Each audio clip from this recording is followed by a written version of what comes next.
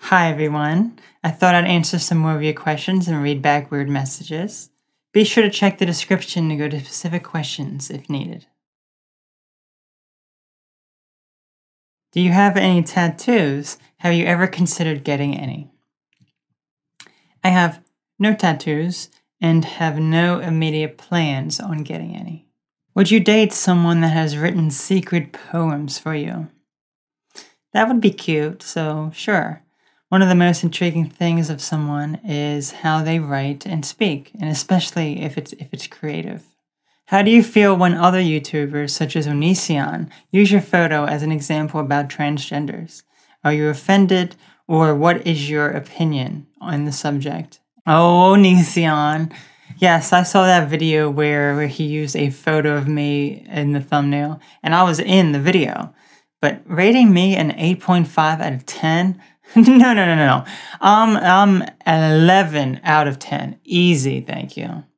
Anyway, I believe someone mentioned it to me back in 2015 when the video came out.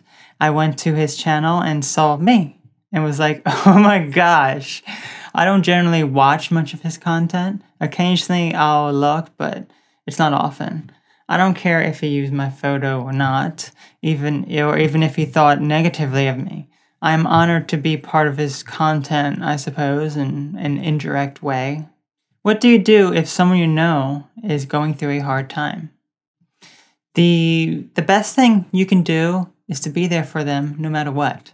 Show them that you care and will listen to what they have to say and provide helpful advice. Validate what they are feeling, even if you think it's irrational, because otherwise it will make it seem like to them that you do not care. I like someone who has many issues and traumas. She's afraid of dating me because she thinks she'll ruin it or get disappointed because I'm her ideal. What do you suggest so that she stops avoiding me? That can be frustrating for sure, even just having a friend like this. I've had people like this in my life, and I've been that person like this in the past. You have to do what was suggested in the previous question, which is to show them you care and to always be there for them.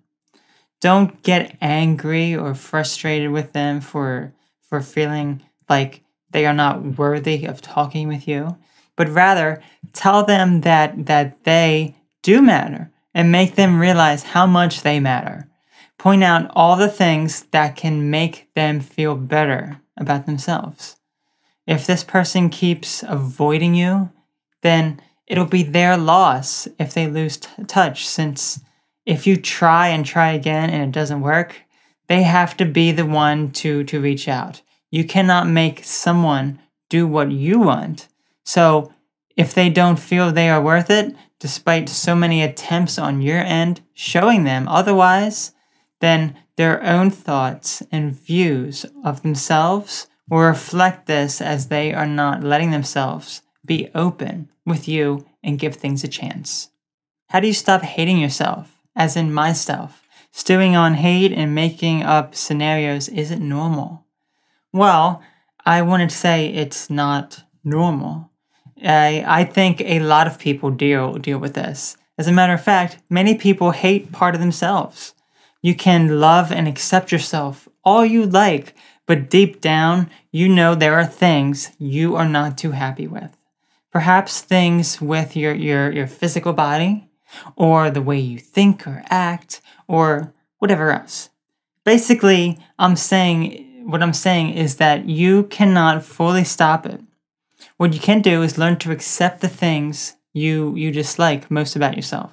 This all depends on how much hatred you have for yourself. You have to realize why you are feeling this way. Write things down that you don't like about yourself and create a plan to work on each and every one individually.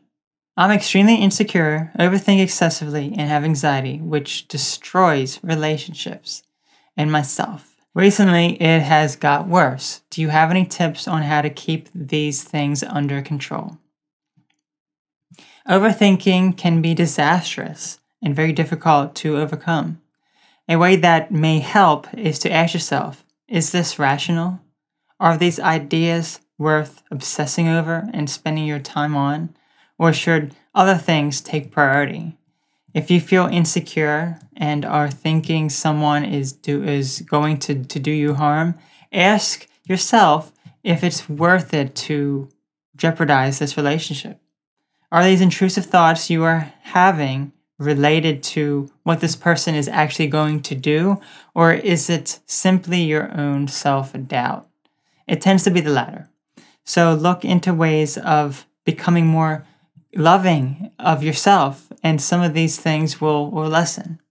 If you're already aware that you are dealing with these things and are seeking a way of overcoming them, then step 1 is complete. Step 2 is having a plan and taking steps to get there. I diagnosed myself with bipolar disorder. I think my friends are weirded out of me, and bullies always taunt me. I don't want to go to the doctor because they give me brutally honest advice. Any advice for me. Sometimes that brutally honest advice is one you have to listen to. It may be difficult, but if you say, you know what, I'm going to try this and it'll help, then guess what? It'll help. When you diagnose yourself with things you may or may not have, or rather resonate with said problem, then you become a match to said problem. If you instead focus more effort on what can help you overcome these problems, then you begin to overcome some of these challenges. I'm bipolar, and I'm also a trans man. At one time when I was having an episode, I started to act really girly. I'm normally really manly, so it freaked me out. It made me really confused. Is this normal? I can imagine that would be rational, especially if you used to be more feminine before you transitioned. But regardless, we all have male and female selves, so it could just be that side of you that you do have came out for a little bit. It might seem freaky at first, especially if it's unusual for you, but it's not so uncommon, especially if you are transgender, since you've lived life as both sexes. Weird message time. The first is, I was watching a cupcake tutorial 2 minutes ago. How did I? Your mask, lady, it scares me. Oh, this is not a mask. Good lord, do you use the paint roller to put on your eyeshadow? Each morning, I get the black paint and the black roller, pour the paint all over my face, and then throw the roller away. So no, I don't use a roller at all. Must be hard holding your head up with 20 pounds of makeup on. Ugh. I know. My head is 90% my body weight. Ugh. Faking mental illness? I think faking eyebrows is the more important issue here. You look so hot. I want to see you in naked body. Ooh, naked body. Hey, well, what if I told you that I am naked body right now? Yes, it's true. These so-called clothes, as you humans call them, is my skin. I shed my skin each and every day.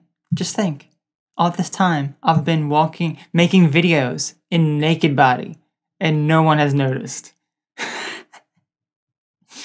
Not my proudest masturbation session. I'm always your proudest baby. Always your proudest. You are beautiful, and I'm planning to masturbate. Go ahead. It's not like I haven't heard that one 100 times before. I stop talking if I get an erection. It doesn't stop me from typing though, which is the case here. So, that's all for now. Thanks for watching.